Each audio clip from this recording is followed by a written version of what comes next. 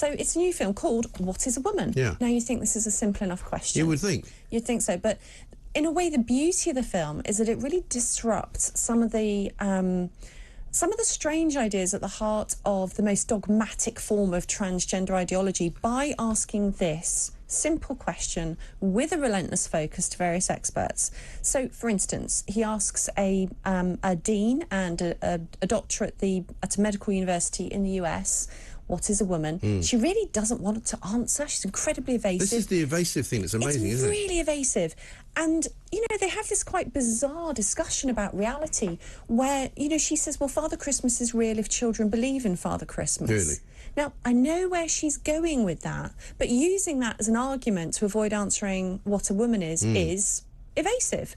And, you know, she gets into really strange subjects. So is she basically saying if you believe it's a woman, it is a woman?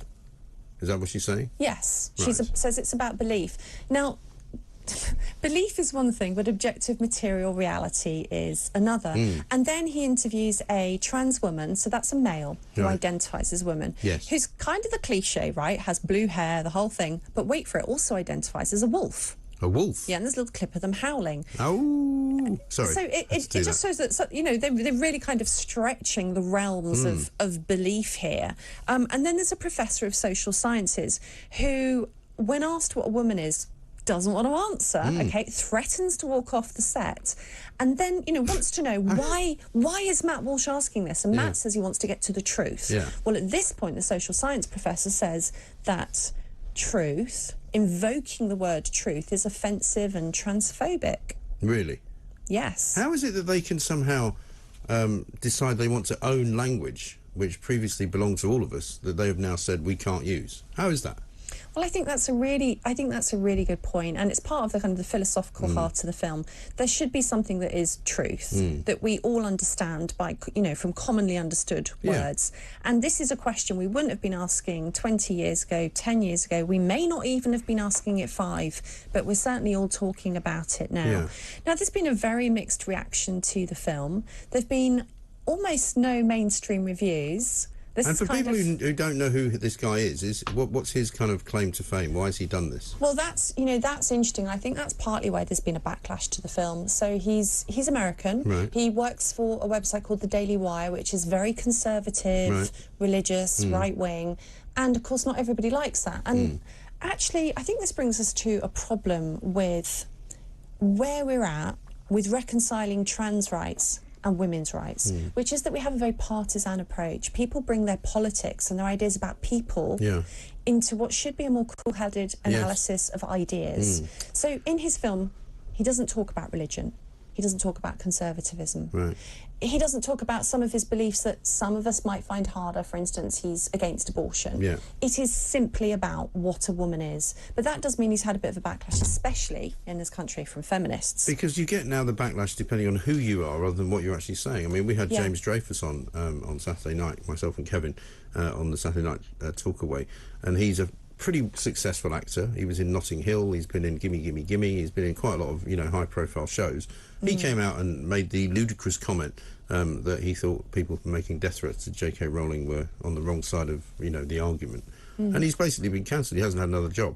Wow. Can't get work, you know. And so us putting him on Talk TV was the first thing he'd done for quite considerable time. But even after that, the conversations on social media underneath the tweet that we put out of him talking to us are still riddled with people calling him a transphobe, calling him, you know, disgrace, having a go at him, attacking him, you know, telling him to educate himself. You know, it's a very toxic world. It is, and we shouldn't treat people like heretics just because they have different views. We need a lot more plurality in the debate. And also, his view was not particularly controversial. He just said, I don't think it's right that people should be making death threats to a very successful woman who has a view on women. You know, how is that controversial?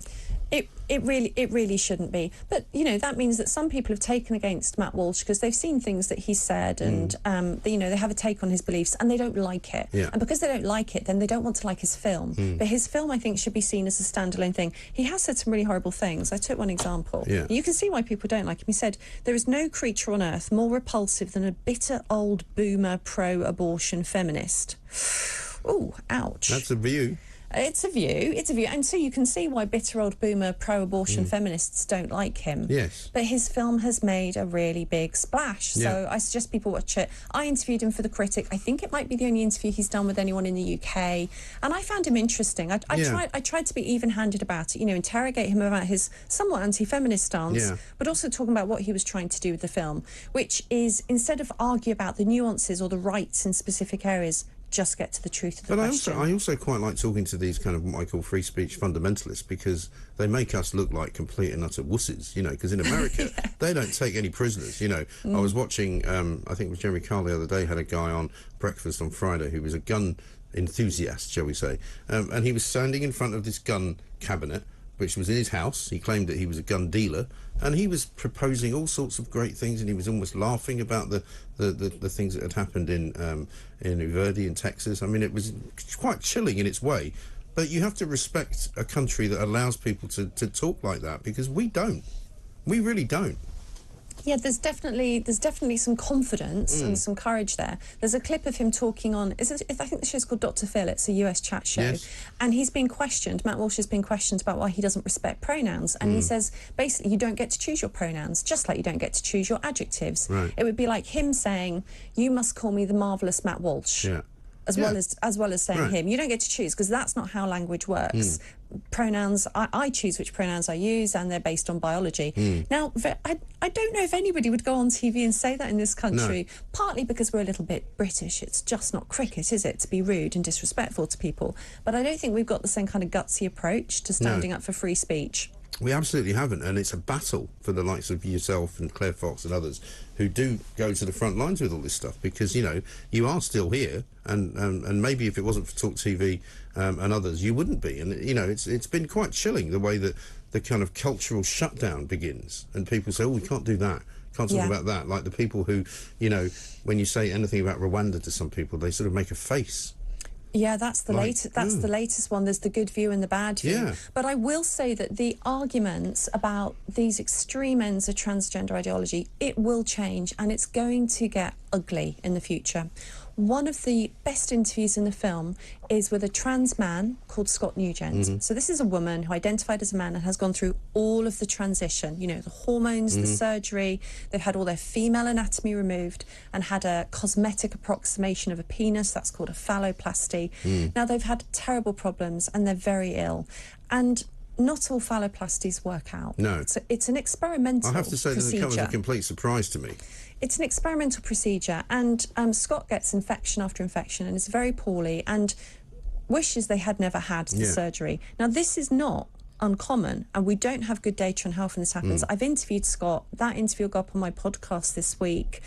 You cannot listen to Scott and fail to be moved by the experience they've had. So if we have real life people out there who've gone through the whole transition who are saying, hang on, wait, the hormones and the surgery have changed me in a way that I can't reconcile myself with, we have to listen to that. And of course the worry is there'll be more and more youngsters who've gone through that, who change their mind and have a traumatic response to it in the future, and that's not going to be something we can hide. It's not.